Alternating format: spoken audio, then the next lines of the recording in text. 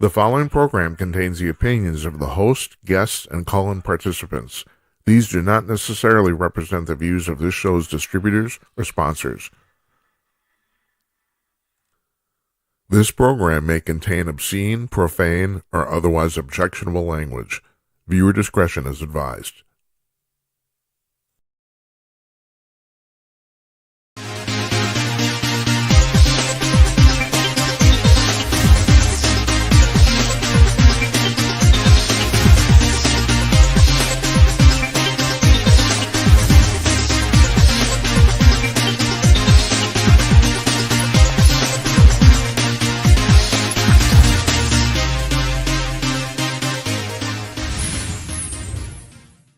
Greetings from Minneapolis, everybody. Coming to you cordless. It's Tuesday night, June 29th, 2025. I'm Jim Peters. Welcome to another edition of Jim Peters at Night. Episode number, hold on, I got to check for sure. I think it's 258. What do I know?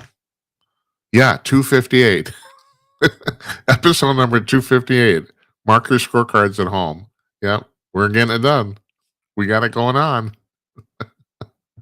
Yeah, okay, boomer. All right. Hope you guys had a good day. It's hot in America right now.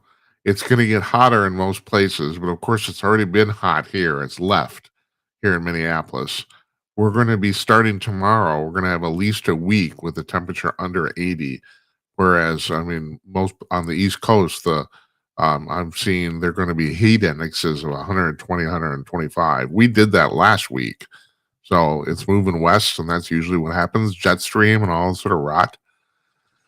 So yeah, while you guys on the East Coast, while you're boiling, we're going to be relatively okay here. And, that's okay with me. I'm good. I got it going on. Tonight, our guest is Rachel Ehrenfeld. She's written a biography. Actually, she says, I know this because we taped this interview this afternoon. She says it's actually not a biography. It's a critique, but it is more or less. She does cover the life of George Soros, the billionaire that funds a lot of liberal policies and organizations in the United States and also all over the world. I mean, this guy's really decided to spend his money to do this. And I don't quite, my first question to her, I don't quite understand how a guy who made so much money through capitalism wants to destroy capitalism. It does not make a lot of sense to me. We had a pretty fascinating discussion. We taped this afternoon. I've been talking with Kimberly, our booker. I think we're going to do more taped interviews because I like to do them live. But man, people have technical problems. I mean, today it took us a good 10 minutes to get Rachel's feed up to speed so we could do this. If we had done this live, it would have been a disaster. And that seems to be more and more the case all the time. People are having, I don't know if just the internet's getting more complex or whatever, but more and more people that we interview are having more and more problems connecting. And our connecting system is pretty damn simple. Basically, you click a link in an email and you're in, So yeah. So anyway, yeah, I'm looking at the schedule for August, and we have more and more. Most of the people we're going to be interviewing are going to be taped ahead of time. So, and unfortunately, it loses a little. I mean, I'm doing this live now, so I still sit here at 8 p.m. Central every night and do this. But the interview, it's good. I get to do work while the interview's running because I don't listen to it because I was there. So, I know what's going on. And so it's not a bad way to use my time, but I think it just loses a little spontaneity, or there's just something about it being live that I think is kind of cool. I think a lot of other people think that too. Anyway, we've already taped the interview with Rachel, and we're going to put her on in just a second here. Tomorrow night we have Gary Gallus. He's an economics professor at Pepperdine University in Los Angeles. We're going to be talking to him mostly about tariffs. Thursday is our 2-year anniversary. Our first show was July 31st, 2023. Our first guest was economist Murray Sabrin, and he's coming back for this. I invited him back, and we're going to be talking to him and also our old friend Larry Newman from Joplin, Missouri. All right, and we're we're not taking calls tonight or tomorrow, but we will take your calls on Thursday night. If you want to call in and want to wish us a happy birthday, that's cool. Whatever. I think I told you it was my mother's on Saturday night. Saturday was my mother's 101st birthday. And so what I learned is that, you go to the store, you go to Target or where you're going to go, Hallmark, and buy the birthday cards. They have the landmark birthdays. They don't go past 90. So I bought her a birthday card for one because I'm goofy that way. So then I wrote in the 101. It's like, you're 1 year old. That's great. Yeah, she thought it was pretty funny. So we're gonna do some stuff on part 2. I do a little Gymcast, and we're gonna talk about some AI stuff, and she calls it A1, and I said, no, Mom, that's a steak sauce.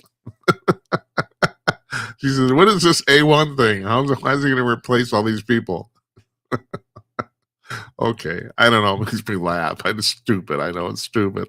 All right, Thursday is our 2-year anniversary. We're taking next Monday, the 4th, off. I got specifically because I know you're just thinking I'm a pussy, but I got a dentist appointment in the afternoon, and if they give me any sort of Novocaine or anything, I'm out for the count. I don't even want to bother with it anymore. So I'm taking Monday off.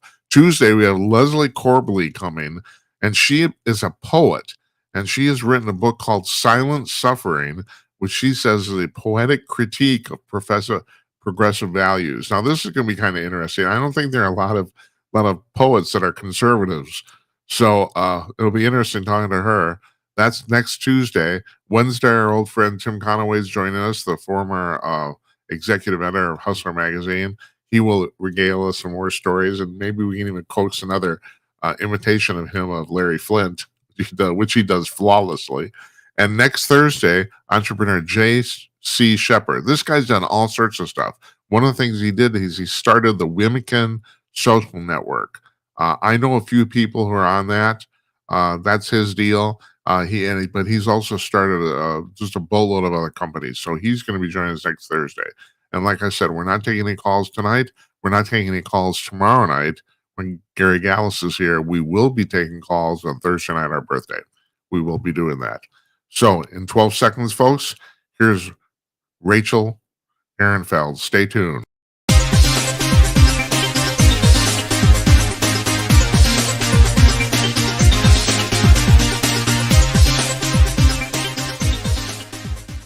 Joining us from her office in Manhattan, author Rachel Ehrenfeld, who's the author of the Soros Agenda, and she's also the founder and the president of the American Center for Democracy. Hi, Rachel. How you doing? Hi. How are you? I'm very good, thanks. I'm really look forward to talking to you because George, if I had a imaginary list of the 5 people I want to interview, George Soros would be on it because I don't understand what drives this guy at all. So let me just start out with I'm not sure he does. Well, okay, that's what I want to know, and that's the first question. Why does he do this stuff? Because he can. Yeah, that's true of a lot of rich people, but on the other hand, it seems counterintuitive in the sense that he made his fortune under capitalism, and it seems like he's trying to destroy capitalism. Why? Do you know many active socialists who are poor? No, now that you mention it, no, I don't. That's true. You have a good point there. They aren't poor, are they? No. I still don't understand. And the other thing is now, Maybe they feel guilty. Say again? Maybe they feel guilty, although I don't think that Soros feels guilt for anything he has done. All right, one more time. I didn't catch that. Maybe they feel guilty, although I don't think that Soros feels guilty for anything he has done. All right, that's okay. That's interesting too. Why would he feel guilty? Because all right, He's made an enormous amount of money. He's written 3 books on his investing methods. I haven't read them, but all the economists I know that read them say they basically make no sense. No, everything that he had written there is nothing that he had written that makes sense. I've written everything that I've read everything he had written that was Cruel and Unusual Punishment. And all his speeches, all his publications, everything available, I have read all. And the book actually reflects it, because the text itself is only 100 pages, and the rest of it, of 290 some pages, is references. I cite him all the time. So, yes. Well, okay. So, first of all, is there any chance? My accountant thinks he made this money through fraud. That's what she tells me, because she said his investment methods make no sense to her, and they make no sense to most people who look at this. So everybody is entitled to their opinion. This is not a biography of him, and I not actually looked at his financial activities. I looked at his political activities. Right, I understand. Especially regarding the United States, although not only. But since the United States had been his main target, I focus, and of course I live here and I'm an American citizen, so I'm concerned with what is happening here and what he has done here. Does he say why this is his main target? Has he ever said that or talked about it? Yeah, well, read my book. All right, in 25 words. He explained, he thinks that he has a better idea of, first of all, he doesn't like the fact that the United States is and this is before Trump came on stage, he didn't like the United States being the superpower in the world. That's not to his liking. He also doesn't like the capitalist system, so he has a better idea of how to run government and how to run society. He considers himself an unknown, unheard philosopher.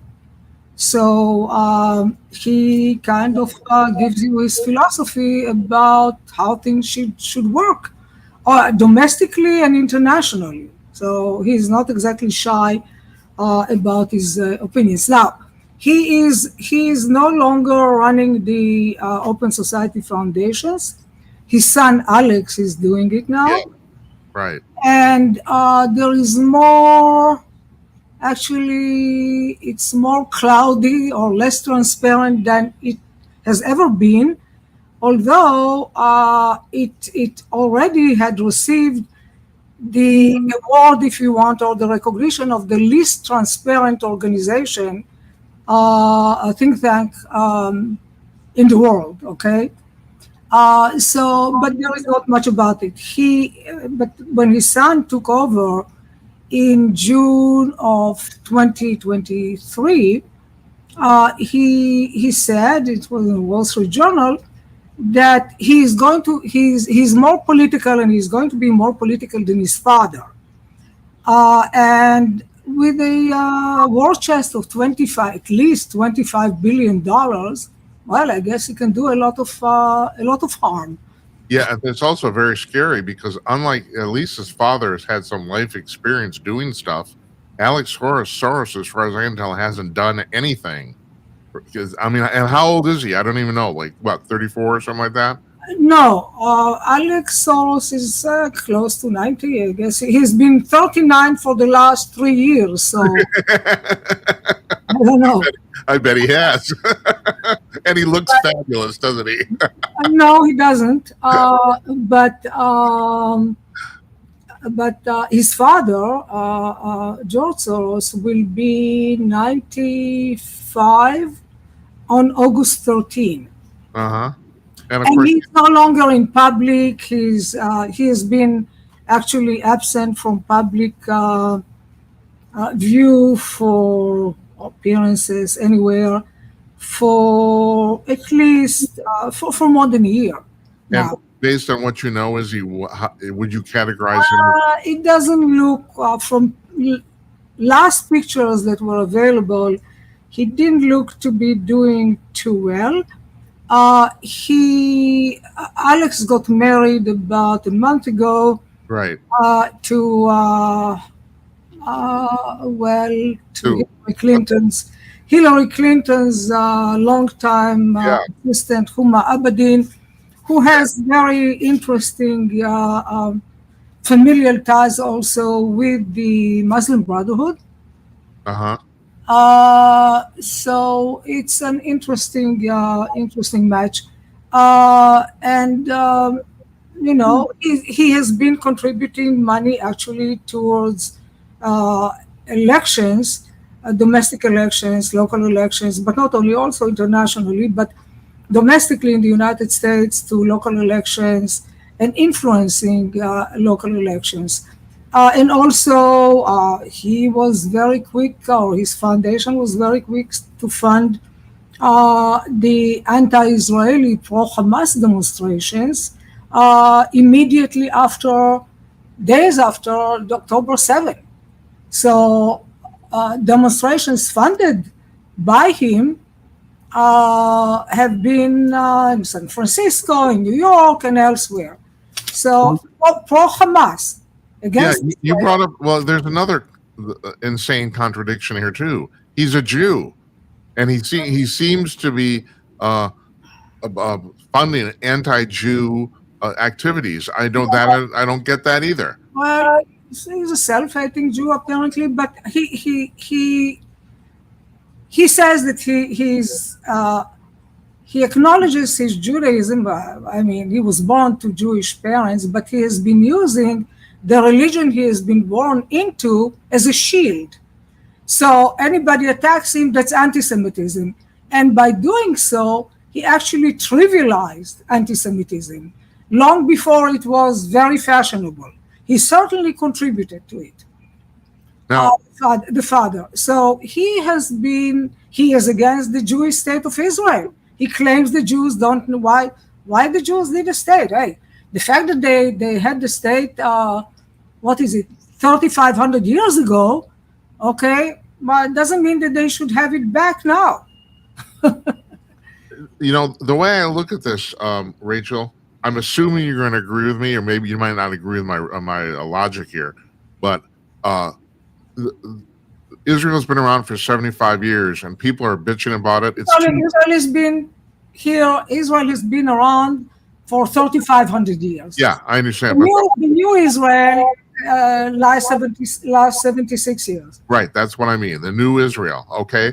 And people bitch about it. It's too late, And what are you going to do? Take Tel Aviv down? I mean, it's like, They're trying. Yeah. Okay, but there's another thing here too. I mean, you're the expert on this, so you tell me if I'm wrong here. The thing is, I used to be a good liberal boy 20, 30 years ago, and I used to believe in the two-state solution because it's and then I slowly realized that no, you're dealing with a highly civilized society and a bunch of thugs, basically. They are murderous thugs. It's like asking you to live, asking you not to eliminate the vipers that are surrounding you. Yeah. Okay? Live happily with all the vipers around you. Right. Wow. Yeah. And Israel is the only country, and what is happening and the international propaganda against Israel and all the attacks about, they are starving Gaza. No, there is no policy of starving Gaza. There are at least 1,000 trucks filled with food and food supply and medical supply and whatever they need, waiting to be distributed in Gaza, but the UN is supposed to distribute it, and the UN is not willing to do it. Why not? Because they work together with Hamas, and these trucks, I mean, the food on them, they make a lot of money by stealing it and selling it on the black market, right? And using it as propaganda against Israel, and they are doing it also in order to promote the the Palestinian Authority with Abbas to promote a two-state solution. What a two-state? You want to reward killers, murderers, the most despicable people on earth with the state? Right. Why? Right. And Hamas is going to run your state. That's a great idea too. Yeah. Right. Wonderful. I'm just pointing this out for the viewers here. I'm not telling you anything you don't know. Israel basically stayed out of Gaza for 14 years, and Hamas is an actually elected government. They never had another election, but 14 years ago, the Palestinian people actually elected Hamas as their government, and so that's their government. And so all Hamas does is dump on the Palestinian people, and the fact that the mainstream press won't report of this, or they're too stupid to figure it out, I just find this just absurd at this point. It's ridiculous. You can't believe a single thing coming out of there. Absolutely. And unfortunately, because most of the media is on the left, and they are working together with Hamas and the Palestinian Authority, and many of them are paid by Qatar for this propaganda. Many of them. Israel doesn't have. They are releasing pictures, they are releasing information, they are showing what they are doing, but you cannot find it. You can hardly find it on the internet. Did you ever think we'd see a time in the 21st century in America with so much hatred toward Jews? I'm just absolutely astonished by this. It's like we're living Nazi Germany all over again. I just find it unbelievable.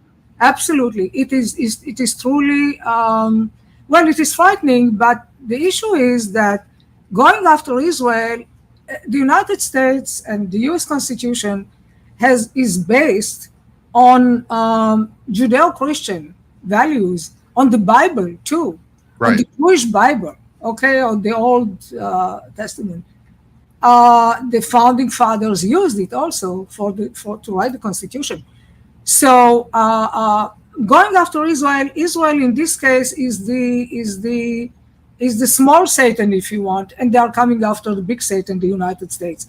This is really after the destruction, or they want the destruction of Western society, of Western civilization, and the radical left, the neo-Marxist, neo-communist, neo-left, whatever progressives, join together with the radical Muslim, and they want the same thing. They want to destroy the United States, Rachel, and Israel.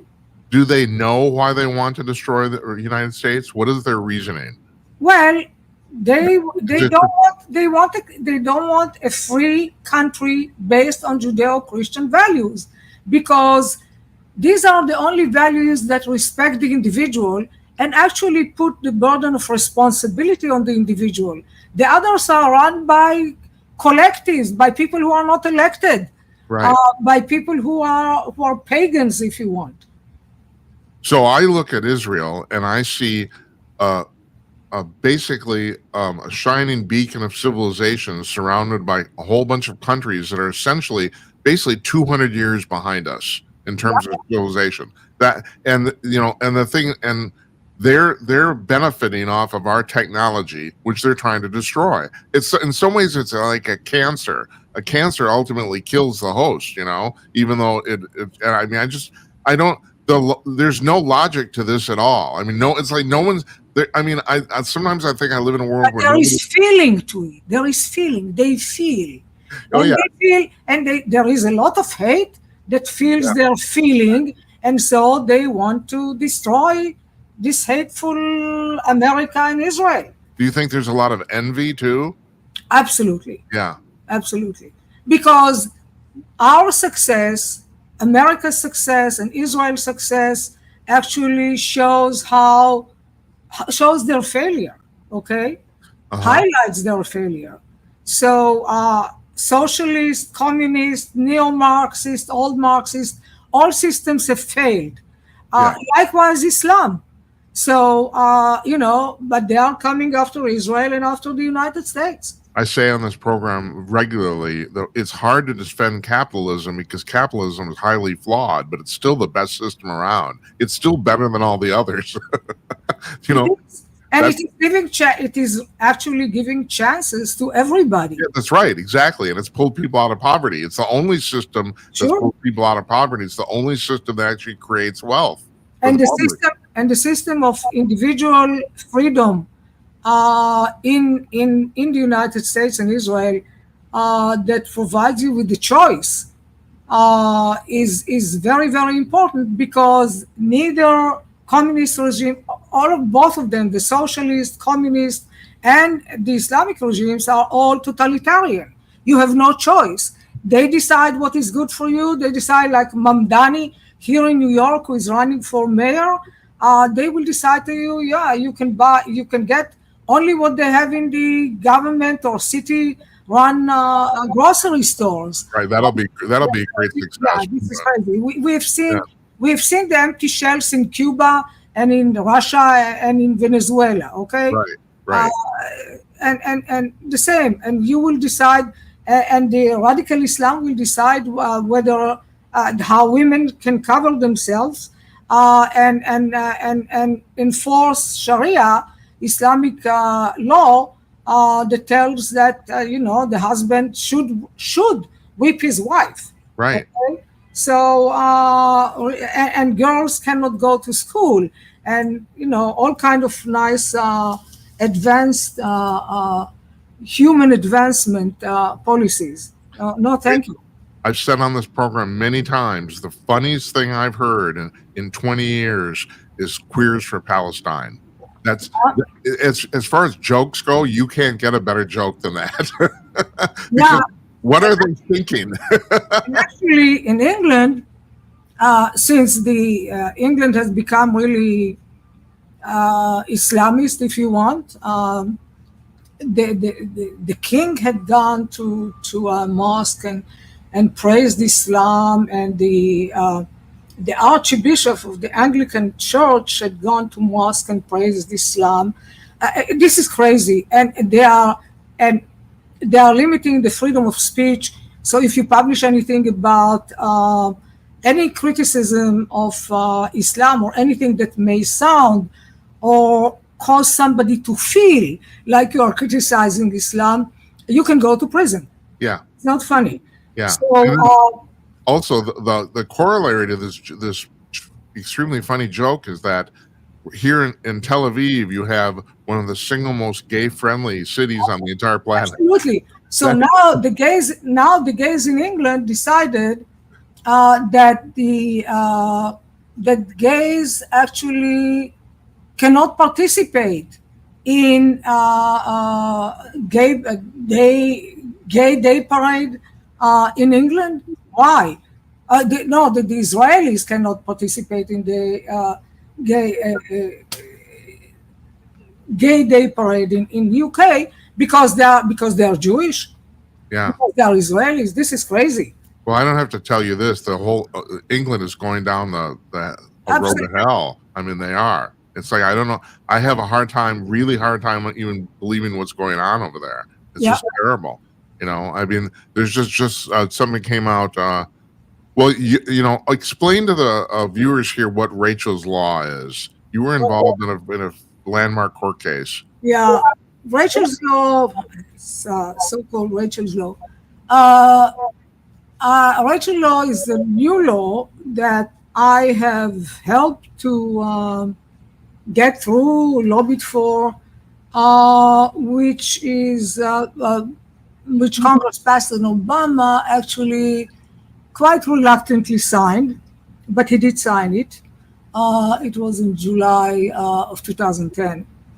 The law says that no foreign libel judgment on anybody, a reporter, scholar, journalist, author who had written about whatever, no foreign libel judgment can be enforced in the United States. If somebody wants to sue an American author or journalist for defamation, they should come here and sue according to American law, because in America, it's the only country we have the First Amendment, which gives us freedom of expression in the Constitution. Yeah. So if somebody wants to sue us, they should come here. So the English bar was not very happy with the decision because they lost a lot of money. And it happened because I was sued by a Saudi billionaire, at the time the owner of the biggest of the biggest bank in the Middle East, and now the bank is owned by the government. At the time, it was owned by him. And he sued you in Saudi court, right? No, he sued me in an English court. Okay. Who knows? Saudi court may have actually been on my side. Huh. But no, he sued me in a British court for defamation. Why? Because everywhere the American law, the free speech is really unique, because if you are sued for defamation in the United States, if I sue you for defamation, I have to prove that you actually defamed me. Right. In England and everywhere else, if I sue you for defamation, I have to prove that you defamed me. The burden of proof is on me, not on you. Right.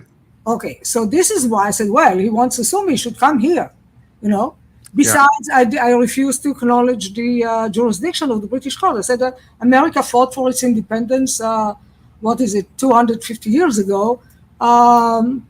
If he wants to sue me, he should come here. Well, you just alluded to this, and that is the United States is the only country in the world with the First Amendment. We're the only one. A lot of countries will feign or they talk about free speech, but it's not codified in the law. No. The place where it actually is. Absolutely not. So I thought, okay, so he sued me in England. I went and countersued him here, and the court came back. It's a long story, but the court came back and said, well, actually, the law does not protect you from a foreign libel judgment. Right. But if the law changes, you have protection. So I went ahead and started working on changing the law. And so the law in New York, first the law in New York changed. And then I also worked with other states and went also to Congress to have a federal law passed so that all American writers, publishers will be protected from foreign libel judgment. So this is the Rachel's law. Yeah, it's pretty cool. It is. So basically, he sued you in English court, and I don't know what the technical term would be, but they tried to extradite that ruling to the United States, right? That's basically what it used to be until the law passed, until Rachel law passed. It used to be, okay, you had a judgment in England against me, and I had to pay you here. Right. Okay. Right. No, now you cannot do it. Now, if there is a judgment against me, you have to come here and sue me in the United States, and and then you have actually to prove that I defamed you. Yeah.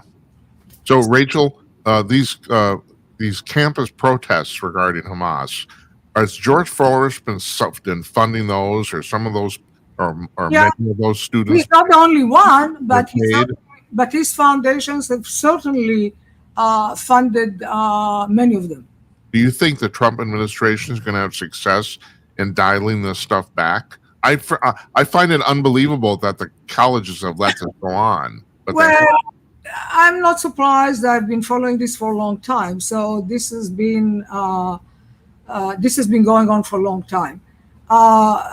Foreign money coming in and subverting actually the whole education system, paying off professors, giving money and dictating who will be hired and who will not be hired, what will be taught, what will not be taught, and also opening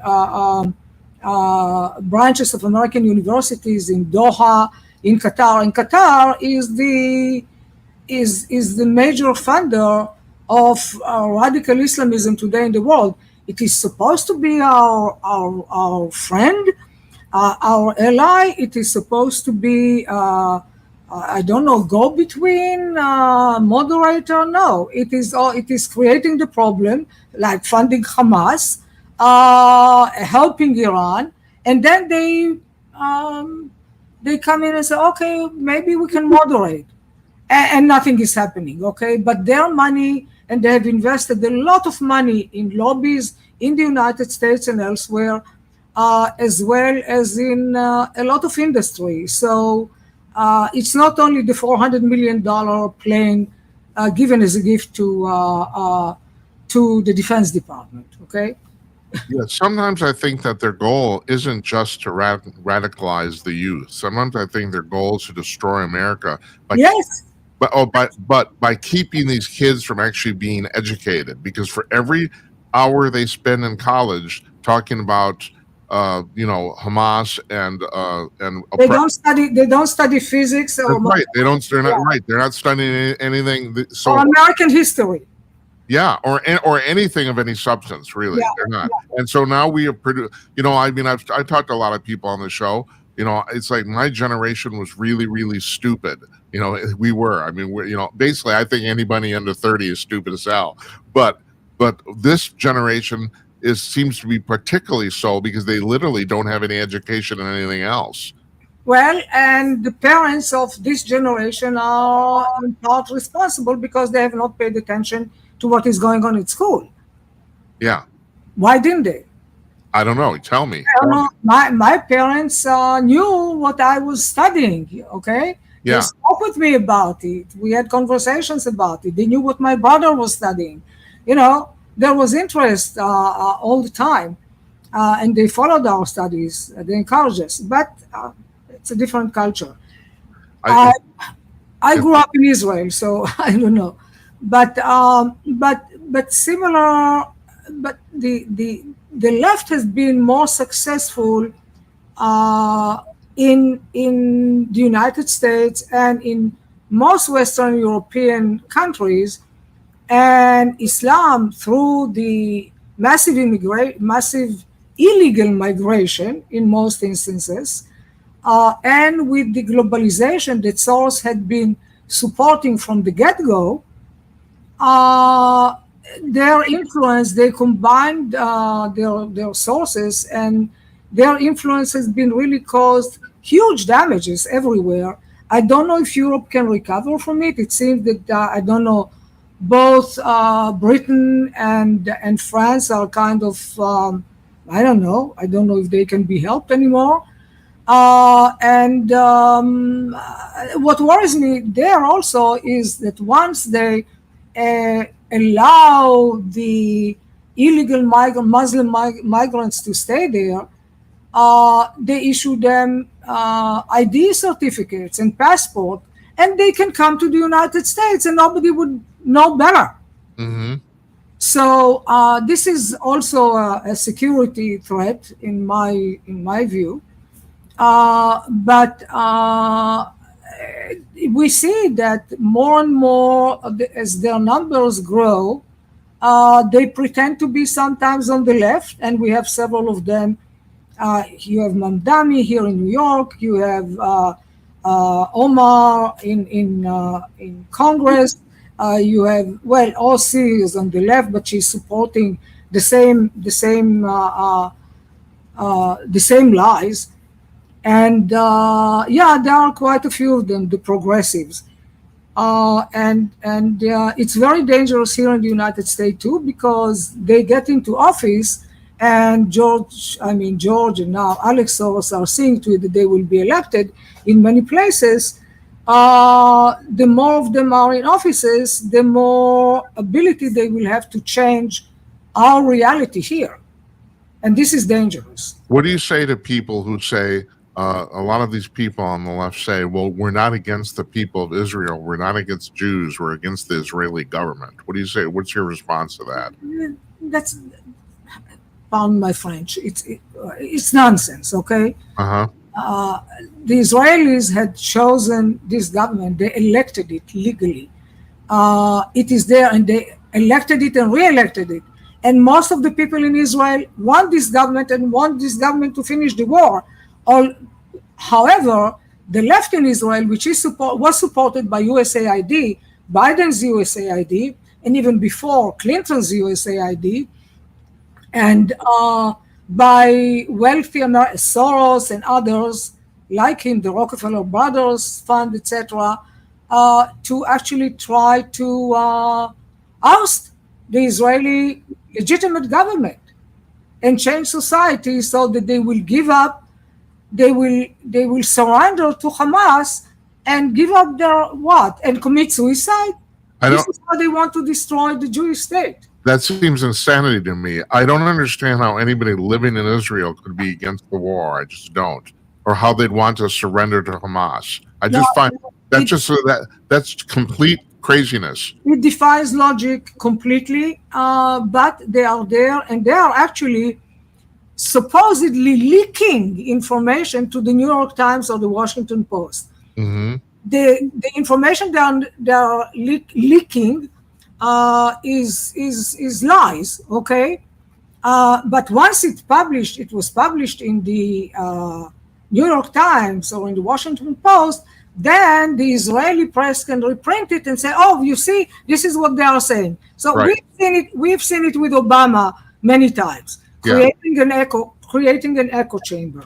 Yeah. Yeah, we've seen that. So, It- and Soros was very good. George Soros was very good, actually, in working that system and developing it and paying for it when there were the Obama negotiations with Iran about the very bad nuclear deal with Iran in 2015. How many people live in Israel? Is it 5 million? No, there are now 9 million Jews, and there are additional, there are Arab Israelis, Druze Israelis, and even Christians. And what percentage of the Israeli population would you put on the radical left? What It's not even. is it? 10%? No. It's not even 1%. It's not even 1%. Yeah, but they are very well funded, Yeah. and they have the media to use Right. because the media is left. Right. And So, do you ever? I've been dealing with the media my entire life. I don't understand. It's they are almost to a. I don't have to tell you, around the world, almost to a person, they're liberal people, and it just seems to me that a certain type of personality type is attracted to this business. but no, it is because they to succeeded to change the language. Well, that's what the Orwellian philosophy is very good at. So now you and I, when we say liberal, we think in the old terms of somebody who is open-minded, right? Right. Right. Well, no, these people are not open-minded. No. They corrupted the language. And there are many things that the whole PC issue, the political correctness, was also, oh, you can say, don't use the word terrorist, but you certainly cannot use Islamist terrorist, okay? Yeah. So they changed actually the meanings of the words often, or disallow the public to use the words that they grew up with. Yeah, that's the reason I actually use the words the radical left, because you're right. I mean, at this point, Bill Clinton would not get into the Democratic Party now. He wouldn't be allowed in. Maybe he could change his mind if he's paid enough. And you just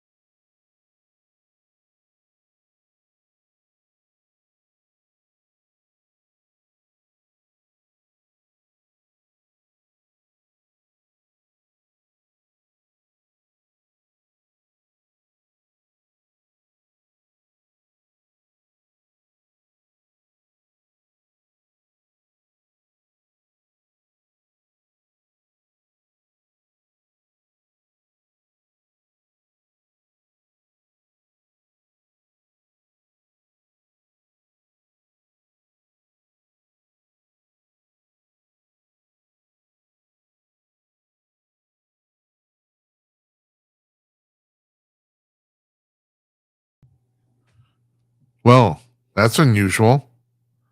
I don't think we've ever had that happen before.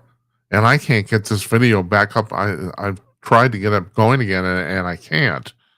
So I don't know what's going on here. I think we're gonna have to bail on this, which is terrible. We're only about well, there's about 10 minutes left, I guess. So well, that's too bad. Here's another bumper.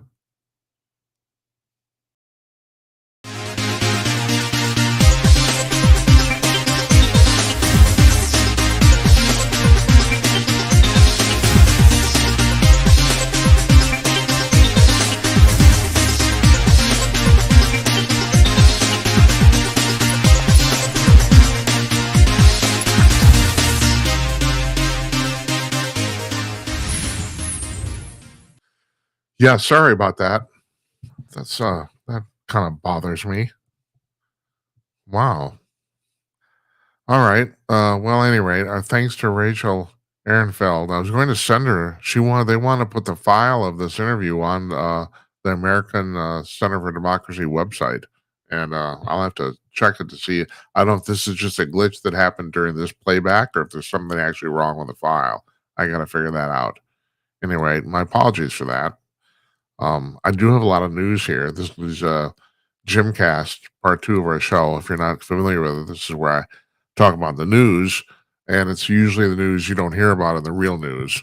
I talk about stuff that I pull stuff out of the butts of many people. No, actually, I don't. That's gross, isn't it? Yeah. All right. And then here's my first thing, and this is now if you have watched this show in the past, I don't talk about what even remotely consider people would consider gossip. I don't, unless I'm trying to make a point. And I'm going to mention something here because I'm trying to make a point. And that was the shooting that happened in New York City last night. All right. Now, that's a terrible thing. And it turns out that this guy, he was basically mentally ill and he was blaming some of his health conditions on playing football because apparently he was a very good high school football player. But his idea was to go to the headquarters of the NFL and start killing people. Now, how you make the jump from your high school football team to the NFL when you didn't play in the NFL, I don't know. But, that's what happens when people are not of right mind. But that said, that's not really what I'm talking about here. What I want to talk about is I did graze around the channels a little bit, and Fox News was not the only place doing this. Fox News devoted the entire night, I mean overnight, to this story. Several hours of live programming. And my problem here is this is a local story. Now, granted, they're in New York City, and most of the media is in New York City in the United States, the national media. And so it's a local story for them. So they think it's really important. Here in Minneapolis, it's not that I don't give bupkis. And that's the thing. I'm not saying they shouldn't report this. I don't want to, don't get me wrong here. I'm not trying to actually say that this story did not deserve attention, but it didn't deserve that much attention. That's my point. It's like we talk about these reporters being in bubbles all the time, and I'd like to think that Fox News is a really, really well-run organization and company. It really is. I mean, first of all, it's kind of endemic in what they're doing. They're blowing the doors off of every other television network, even the free ones. I mean, the last few months, they were either the number 1 or number 2 television network in America, not cable overall. They were beating ABC, NBC, and CBS. I talk about this regularly, but I cannot overemphasize their success. It's incredible. There's been nothing like this in the history of television, where one company has so thoroughly dominated the entire broadcasting landscape. It's never happened. So I'd like to think they're a little better at this, but they weren't last night. No, last night they canceled Gutfeld. They ran Trace Gallagher ran the Fox News at Night thing basically all night long until 5 a.m. until Carly Shipkins came on. And there wasn't that much to talk. First of all, that's the other thing. There isn't that much to talk about. You have press conferences by the police that sort of thing. And there's speculation and little things dribble out, but seriously, who cares? And yes, it's an important story, but it's not that important. That's the thing. It's talking about how you're going to. It's not an all or nothing deal. It isn't. In Minneapolis here, I want to know about the fact that some guy did go into an office building in Manhattan and start shooting people. I do want to know that, but I don't need to know about it 5 hours nonstop. I don't. And I think most people agree with me. I do. And this is a problem. It's the scoop mentality of the media, and what the media's never realized. And now, me having worked at this and dealt with the media for 40 freaking years, is that most of the public doesn't care. 9/11, okay, it's one thing, that's one thing. This isn't 9/11. It isn't, you know? And so, and why they can't make a distinction between those two things, I don't know. So I'm just telling you right now, that pissed me off. That's why I'm talking about it. I don't think they should do that. I don't. Now, it'll be really interesting. We have Conaway coming on next week. I got to ask him about that. He spent his entire life in journalism too. So, yeah, we'll talk to him about that. All right. So here's another story. I was making fun of my mother at the top of the show because she calls AI A1, which I still think is pretty funny. I'm gonna see if she'll call in on Thursday night. I tried to have her call in last time, but I think she screwed it up or something. She's 101 and she's still walking around. So I have to tell you, I took her to the theater on Saturday night to see Shrek the musical, and I called the theater ahead of time because it's nice. I know people. And when the director came out to make the announcements about, no photography, all this sort of rot, at the end he said, "We have a celebrity in the audience tonight is not a Peters here," and I pointed at her and said, "Yeah, she's right here." And he said, "Well, it's her 101st birthday today," and the crowd went nuts. It was full house. It was just the coolest damn thing. I mean, the whole night was worth that. I took mom to dinner too, at a really nice restaurant, and yeah, the crowd went crazy. And all night long during intermission and when we were leaving the theater, people were coming up to her and wishing her happy birthday. It was really cool. It really was. Anyway, so yeah, I brought that up because yeah, I was making fun of mama calling it A1. So but here's the story.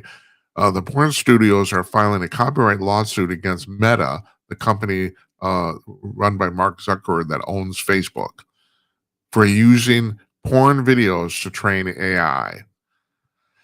Now, here's the interesting thing about this, and there's been all sorts of these, not necessarily lawsuits, but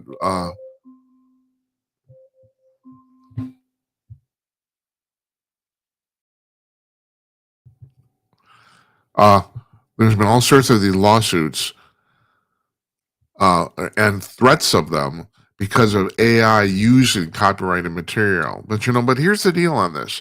I don't know if this is going to be successful. I don't know if this is actually true because what AI does is it goes onto the internet and gobbles up everything. It gobbles up everything it can find. Articles, posts, comments, videos, audio files, podcasts. It gobbles up everything. And really, the race now is to see how much your AI large language model program can gobble up stuff. But it's basically just like a person gobbling up stuff. You don't think that people who direct porn videos haven't watched other videos to get some tips? That's the thing. It's not really copying the videos. Now, I know technically you could make an argument that it has to copy the videos to digest them.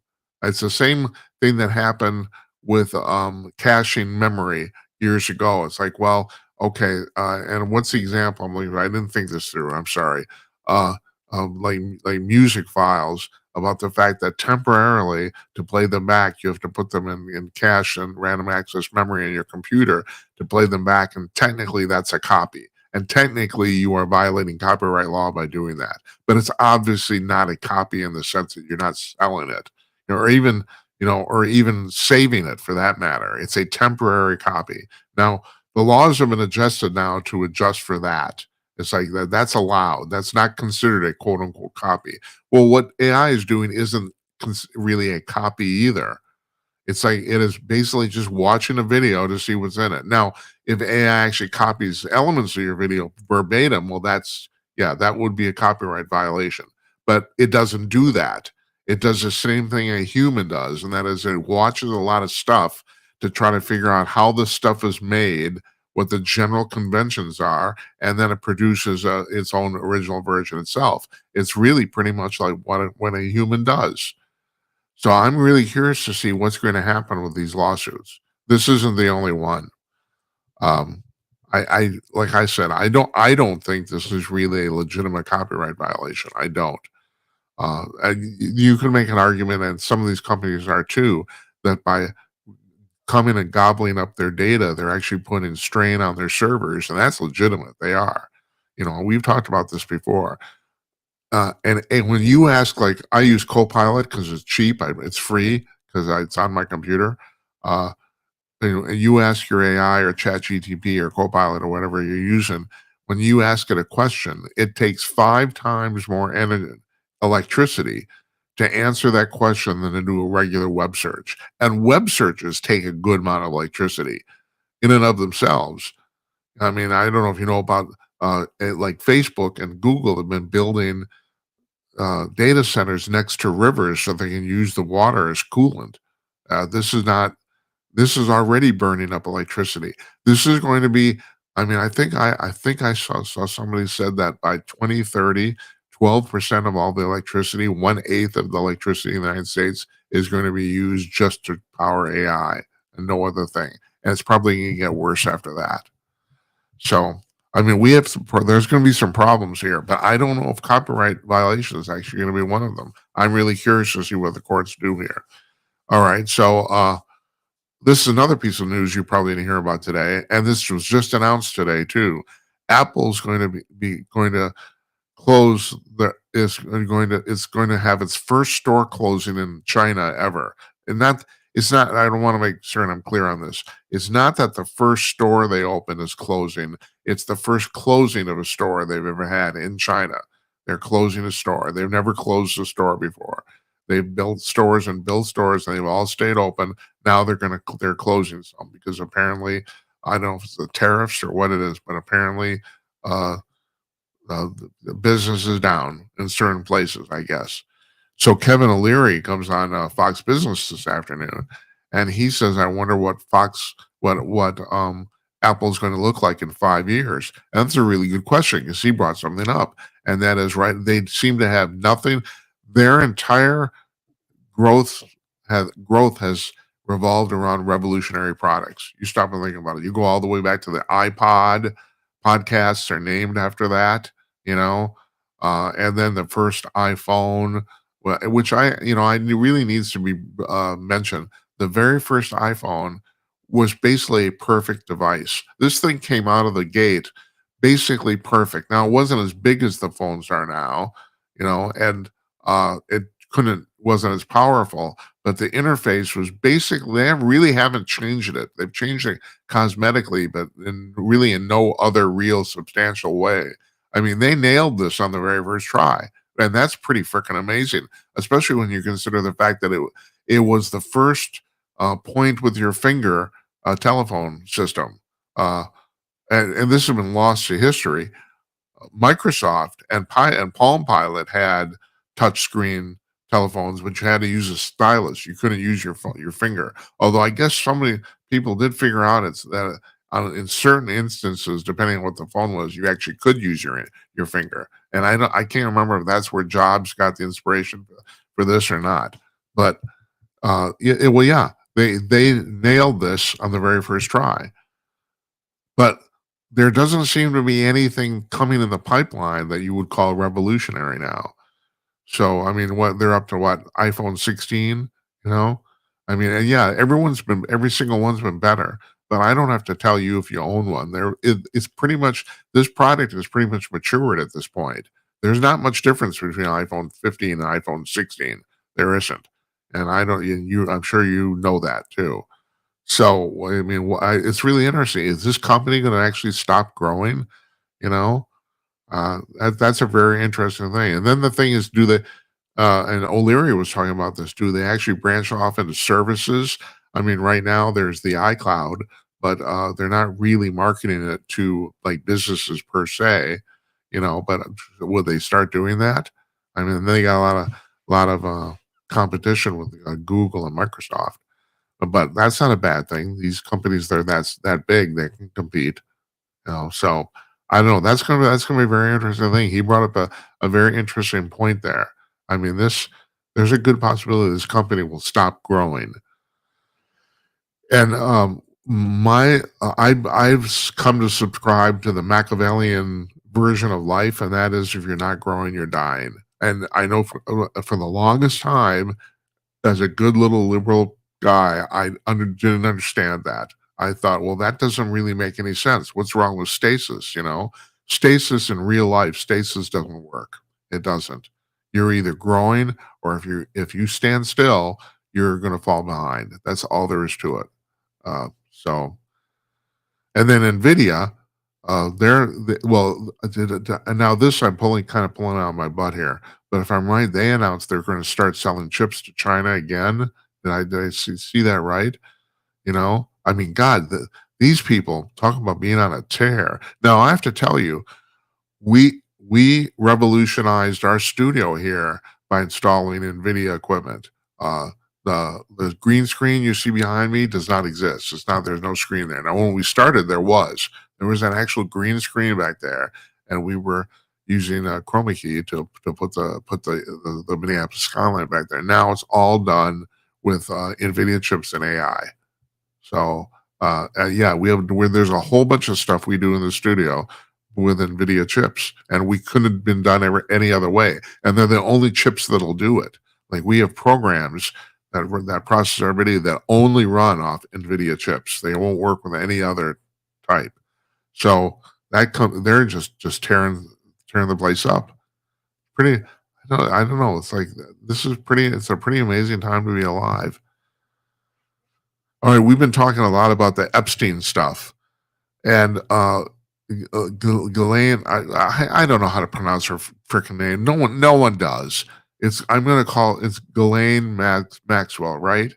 Okay, so last night we were talking with Jennifer Oliver Connell. I was telling about what Nils Grevelius, the Los Angeles detective, said on the show a couple of weeks ago, and that he said two things. First of all, he said, "Oh, now I got to remember them." And last night I forgot them too, but I did actually remember them. Well, the second thing he said is he thought that the first thing he said was he thought that Epstein's suicide. He said, well, people are arguing about whether he killed himself or whether he was killed, and he said there's an in between there. He called it an assisted suicide, and it would work like this.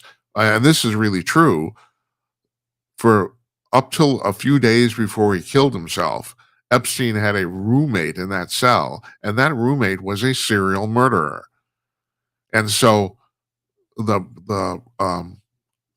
proposal or the scenario that Grevelius says is that they go to his roommate, and they tell his roommate to tell Epstein, look, either you kill yourself, or I, being the serial murderer roommate, I will torture the crap out of you and then kill you. And that would be enough impetus probably to get somebody to kill themselves. And then the whole thing about, I mean, everyone's always wondered, okay, so all the cameras went bad, the guards fell asleep. I mean, it's way too much coincidence. And when I've learned doing this job for 6 years, if it's coincidence, there's no coincidence. The people just plan this crap. There's too many coincidences here. So, but even though if that stuff all was planned, like Grevelius said, maybe he actually did kill himself. It's just he was quote unquote encouraged to. So that's a really interesting theory, because the thing is, if he does kill himself, the powers can actually say, well, no, we didn't kill him, and they didn't. They might have fed him information to force him to kill himself, but they didn't kill him. So that's an interesting point of view. And then the other thing is, and Jennifer and I were talking about this because she knows about this like I do, and that is Ghislaine Maxwell's father was Robert Maxwell of the Maxwell Publishing empire in the UK. And also, he died under very suspicious circumstances. He basically supposedly had a heart attack and fell off his boat, but that's never. He drowned, and the coroner did say it appeared he had a heart attack and drowned, but that's never. No one saw it happen.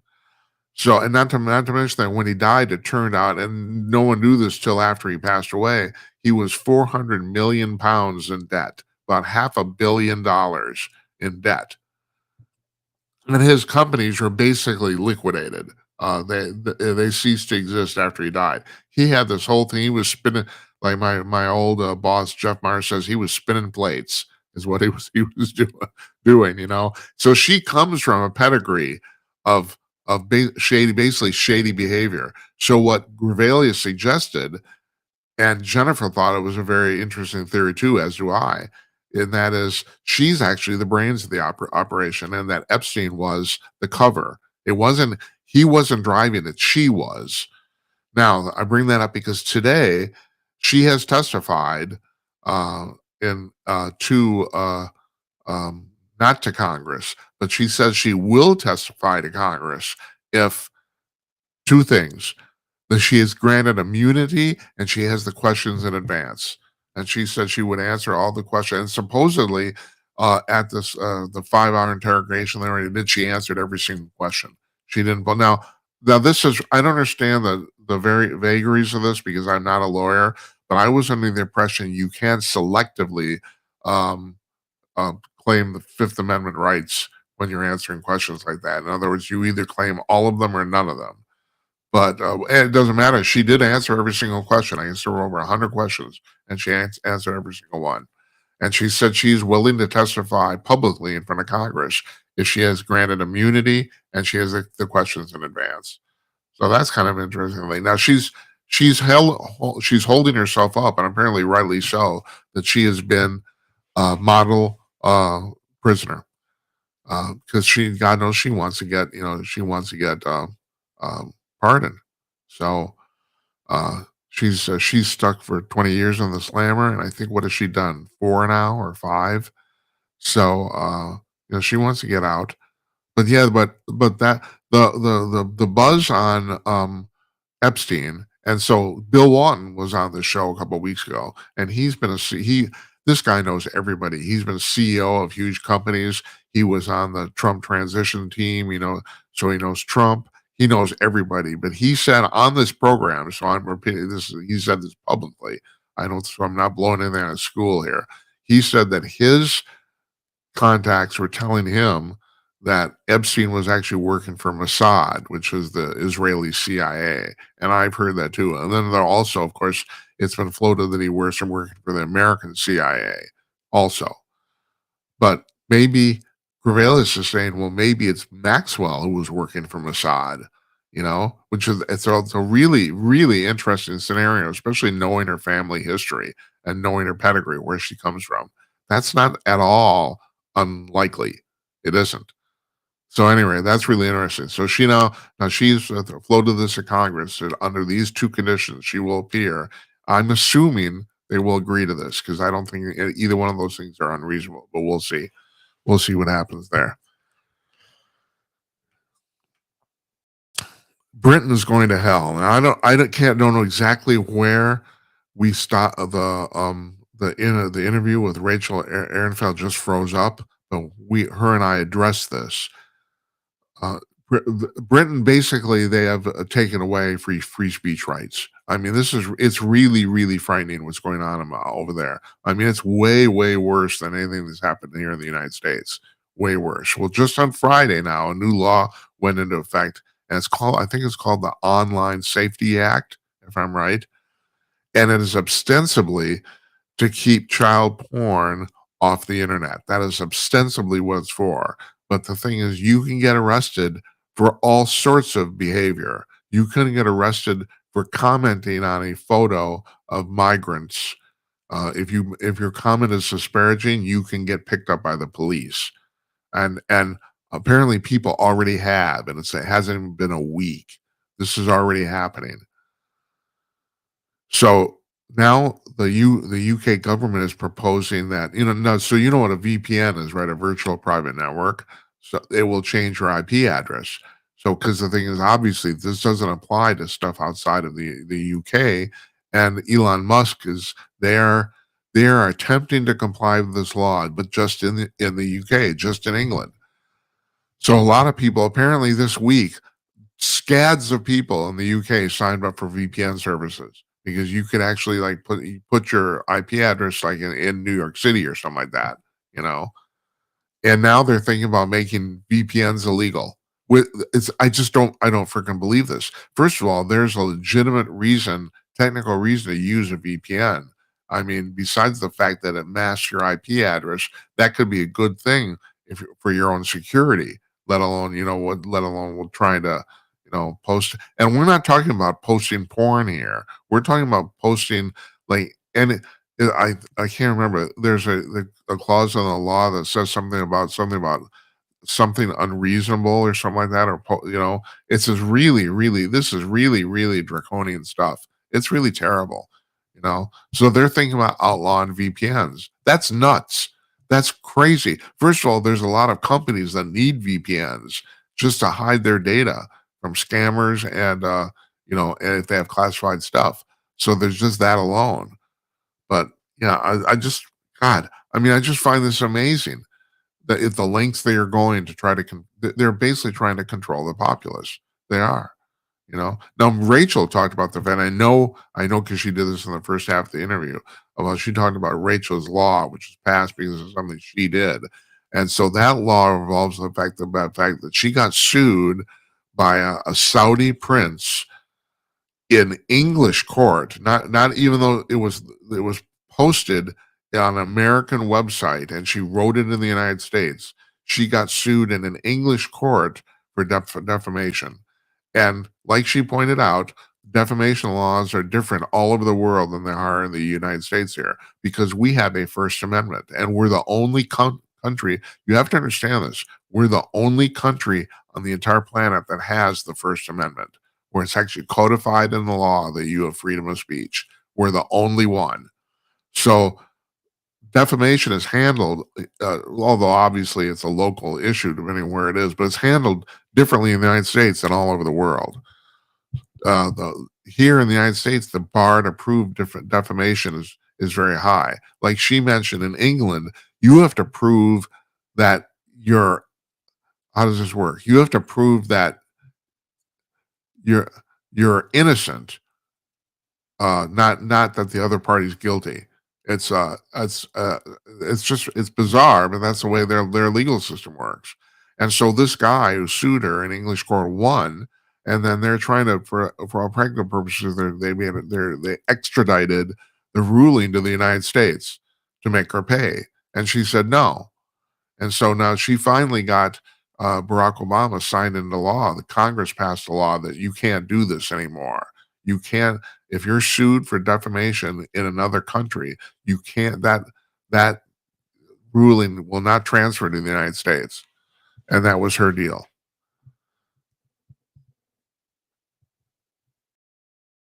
So yeah. I'm just trying to think. I have no good ending for that, but that'll work. All right. Meanwhile, at a WNBA game, and I couldn't remember which game this was. Hold on, let me see if I can look really quick. At a WNBA game, this is the Phoenix Mercury and the Washington Mystics, and so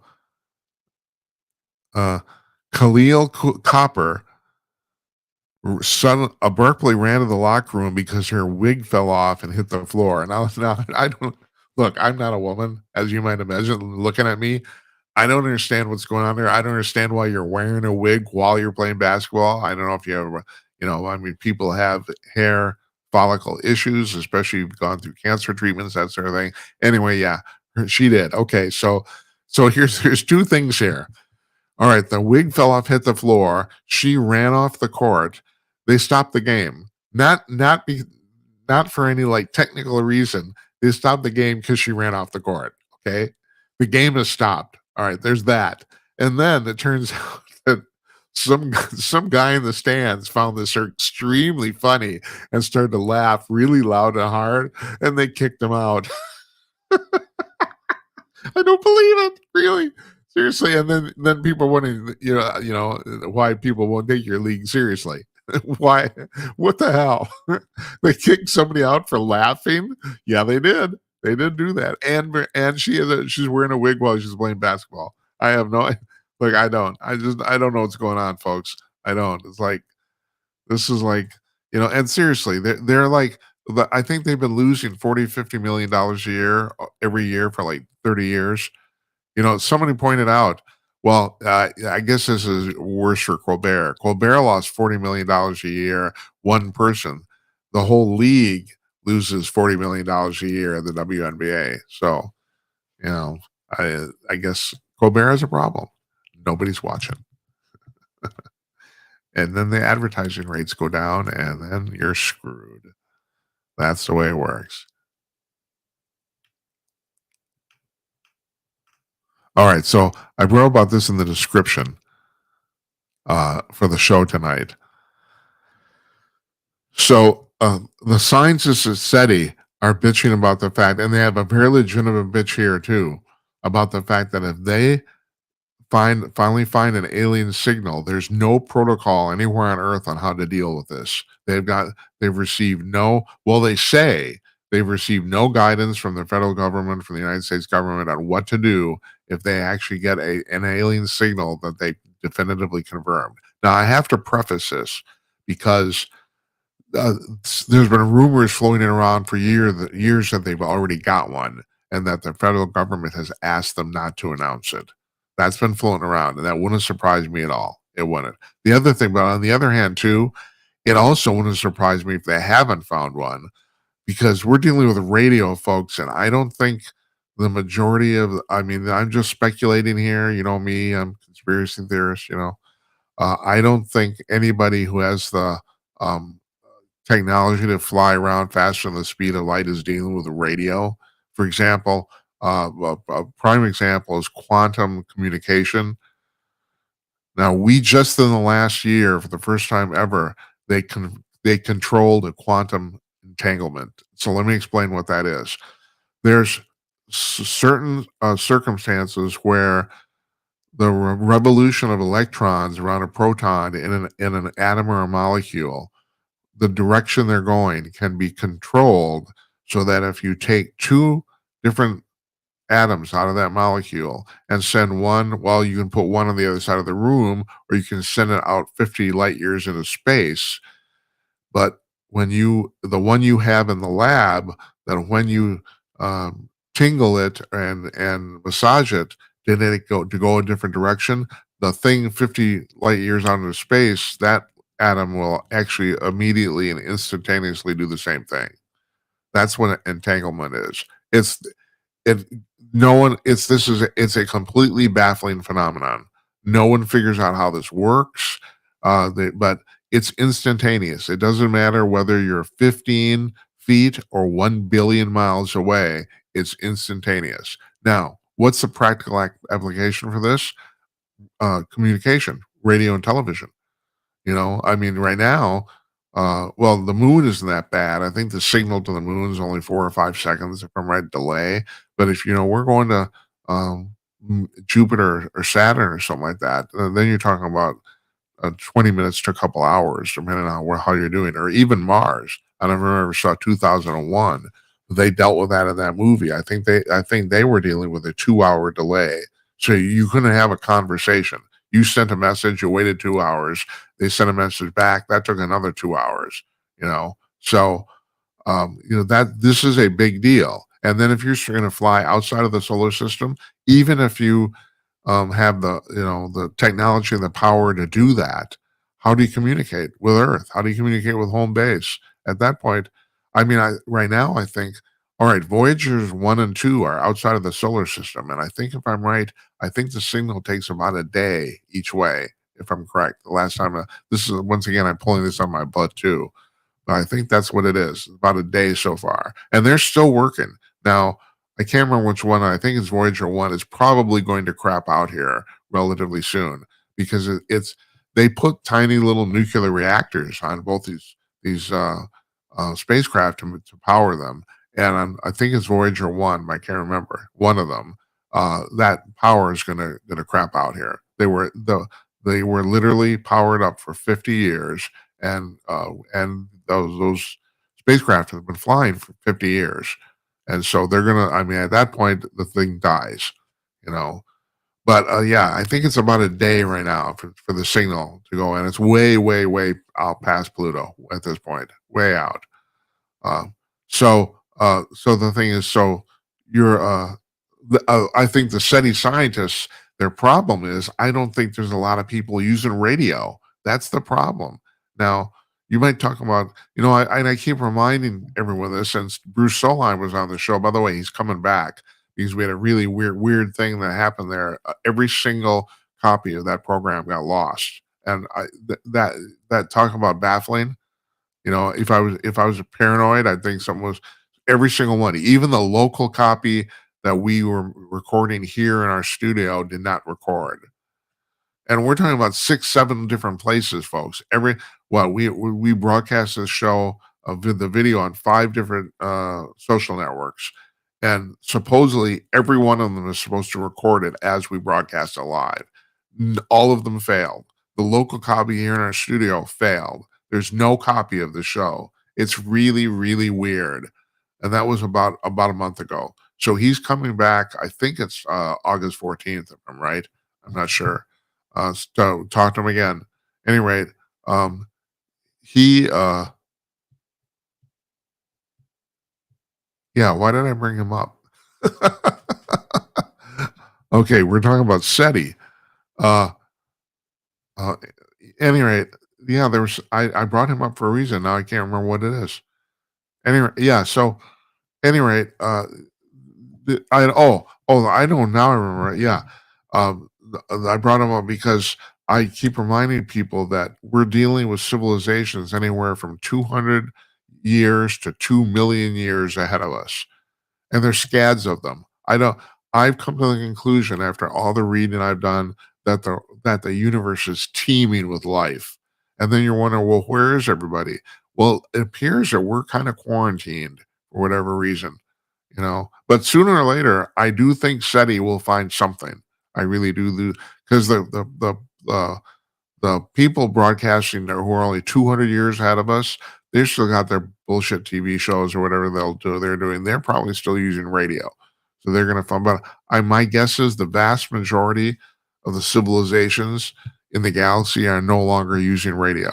That's my guess. But the thing is, radio waves, they go on forever. And so, like, if you're, 50 or 100 or 1,000 light years from Earth, it's going to take 1,000 years for that signal to get here. So, you may be 1,000 years past radio, but your radio is still traveling. It's an odd situation. Anyway, I brought that up because yes, I think there's a good possibility. I mean, I kind of think the rumors might be true about the fact that SETI has already had a signal, but their complaint, but the reason this was an article is that there's no one on the planet has set up a protocol on how to deal with this with the public, regarding the public. And they've got a really good point. They really do. It's like there has to be a way to roll this out, because yes, a certain amount of the public, and especially in less developed countries, are going to go insane, literally, probably. This is the only thing. The great Jazz Shaw passed away like last October. Rest in peace, Jazz. He came on the show regularly. He was a UFO writer for Salem Media. He wrote for the Debrief. He wrote for all sorts of scientific publications, and that's the only thing him and I disagreed on, about the fact that he said, well, people can handle this. And I said, no. Americans probably can handle it, but I don't know about the rest of the world. And Nick Pope, the very famous guy who used to work for the Ministry of Defense at the UFO desk there, who's on every single UFO and ancient alien show you've ever seen. He's really good at getting around. I mean, he makes a full-time living at this now appearing as basically an expert. And he's very well spoken. He's very good at it. I would love to have him on the show. I mean, it's not going to happen. It isn't. First of all, at this point, I think he demands payment to show up, and I don't blame him. If it's what he does for a job, that's cool. But he said, and I thought this was really interesting. He said he thought the public could handle it until COVID hit, and he said, "Well, the world handled COVID so badly." He said, "I don't know if they could handle this," and he's got a point there. I think that's true. I think there's a lot of. I think the less Rachel Ehrenfeld and I were talking. I think this happened before the video crapped out too about the fact that I think there's a lot of countries in the Middle East that are basically 200 years behind us in terms of civilization. And that may be insulting or whatever, but I just think it's a fact. So I mean, you look at that, and you're still kind of in the dark ages about what the world's about. And then people tell you that, oh, there's people coming here from outer space. You're either not going to believe it or something, or you're going to think I'll lie to you, or I don't know. I haven't, I don't know what happens there, but I don't think what would happen would probably be good. That's my point. So, along with that, Avi Loeb, the chief astronomer at Harvard. Now there's a third. There's been in the last 10 years maybe. There have been 3 objects that have entered our solar system from outside the solar system for the first time. One was that God, I can't pronounce it. Uamuma thing that was about 6-7 years ago. That was supposedly the first item that ever entered interstellar solar space from outside the solar system, and that was a very interesting thing because Loeb has gone on record saying he thinks it was probably an alien spacecraft or some sort of probe. It was about 1,500 feet long. It was cigar shaped. Of course, no one got a good picture of it. They knew that from the radar images they were getting. It wasn't that big. In other words, and it came from, and not only that, it had very unusual flight characteristics. It seemed to be self-powered. It's pretty easy to figure out how gravity slingshot stuff around the solar system, and it wasn't following that. So, when it actually slingshot around the sun, it actually sped up, where usually these things would slow down. So it looked like it was self-powered, and he's gone on record saying he thinks that the most likely thing is that it was an alien probe. And I think now there's been a second thing that came up. I don't know too much about that. The third thing is this comet, and I think, what is it called, 312b or something like that? I should have written this down. I should have. But that's the third thing that's coming from out of the solar system. And now once again, people are saying that this thing might be an alien probe too. However, it's much, much bigger. This thing is between 7 and 12 miles in diameter. It's very, compared to the Oumuamua thing, it's very, very large. So, and it may or may not be a comet. It has some characteristics of a comet and some that aren't. So there's that too. So that's going to be interesting. But anyway, he's tracking that thing. And finally, speaking of that, so you've heard that we've talked about the Buga Sphere. This was in Buga, Colombia. And people see these spheres flying around all over the world. There's a guy named Patrick Jackson from the UK, and he's a data scientist by training. And he has figured out, as far as he can tell, what's going on here is that those spheres are all networked together. Now, they all fly. That's the thing. They have no visible means of propulsion. They have no wings, but they all fly. And this one in Buga, Colombia, was caught flying. They were actually multiple people from multiple locations filmed it flying. And it's flying, and it landed. And somebody went to grab it. And the person that grabbed it ended up with this really bad radiation poisoning. But now scientists have it in Colombia, and they're keeping it under lock and key. They've x-rayed it. It has a whole bunch of electronic equipment inside of it. It has weird markings on the outside. I have said that there's a good possibility the thing was flying was not the thing they recovered. But I don't know about this. But now and Jamie Maussan, the guy from Mexico, is completely full of shit. No, actually, no. I have to. Let me amend that. He's only partially full of shit, which is just as scary because you don't know what to believe and what isn't. I mean, it's not the guy. It's not that the guy is a wholesale liar. He isn't. He has actually done some reasonably good work in the UFO field, but he's done some really bad work too. So you never know what to think.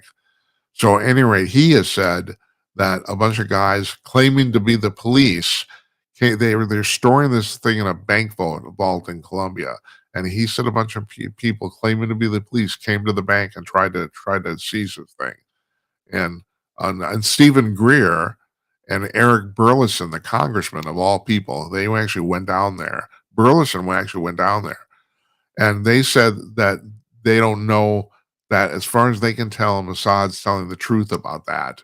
That these guys actually tried to take possession of this thing, claiming they were authorities, and it appears they were lying. They were not. But so I mean, this thing's very, very interesting. As someone pointed out, it might be the first uh, uh, alien object that's ever been captured that's been studied purely non-governmentally, where no government so far, no government is involved in this. So this is all private citizenry and scientists, private scientists are taking care of this. So yeah, it's going to be really interesting what they find out. Now, if the X-rays are real, it does appear that this thing isn't a real electronic device. What they're trying to do right now, apparently, they're trying to revive it by sending electrical charge into it, because they think if they can get the thing to fly again or afloat, whatever you want to call it, then it will probably call home. And they think they can track that. That's what they're trying to do right now. So far, no success. There's a sphere found in the United States in Florida in like the 1970s, which is very similar. That was called the Betz sphere. It was found by the Betz family, Betz. And it was very similar. They didn't have the equipment then to X-ray something like that. But that thing apparently got stolen, so no one knows whatever happened to it.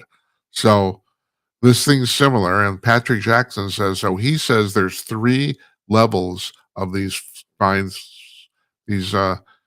spheres, and they're based on the sphere's size. What they have in Colombia and the ones that most people see are about 14 inches in diameter. They're the size basically of a basketball, roughly. And he says there's larger spheres that fly higher, like in around the 30,000 foot range, kind of where airliners fly, and pilots see these things regularly. And then he says there's even larger spheres that are flying up at the top of the atmosphere, about 100,000 feet, and they all communicate with each other. It's a giant network. He said they're all networked together, and he said that as far as he can tell, the goal is to monitor Earth. It's a monitoring system. And I don't know how I read his book. I don't know how he figured this out. And he only mentioned in passing, but he says he thinks the people running this network now, I'm going to say people, we're talking about ETs, but we'll just say people. He thinks the people running it now are not the people that built it. He said he thinks they found it because apparently it's still pretty glitchy. And he has documented some of the errors that these things spit out. Now, he's so into this that he figured out the signal to basically call them. He can now summon these spheres at will, and within a couple minutes, he says, by broadcasting a signal at a certain signal at a certain frequency. And he figured this out by observing them and measuring their output. And now he says they just show up. He says he can turn on his computer hooked up to a speaker, and these things will just show up. And supposedly there have been people who have seen him do this. Now, this gets to another thing that Stephen Greer, we're talking about him and we're in this Buga Sphere. Stephen Greer has apparently figured out how to call or summon unidentified phenomena. And he does it regularly. Matter of fact, I think he runs some sort of thing, and I don't blame him for doing this. You guys got to make a living. That he will take groups out into the desert, Nevada desert, and he charges them for doing this.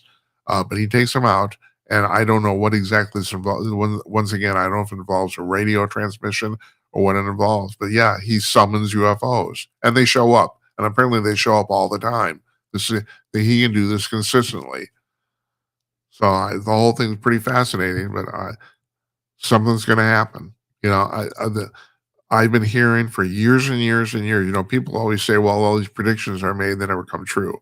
But the one prediction, the date has never changed, and that is in 2027 or 2028, something major is going to happen. And people have been talking about those years for 20 years now. So, and we're only 2 or 3 years away from that. So it's going to be really interesting to see what happens there. Really interesting. As you can tell, I'm really interested, and I am. I don't know. I got a sickness. I got curiosity to a level of sickness. I do. It's the reason I love talking to all these people.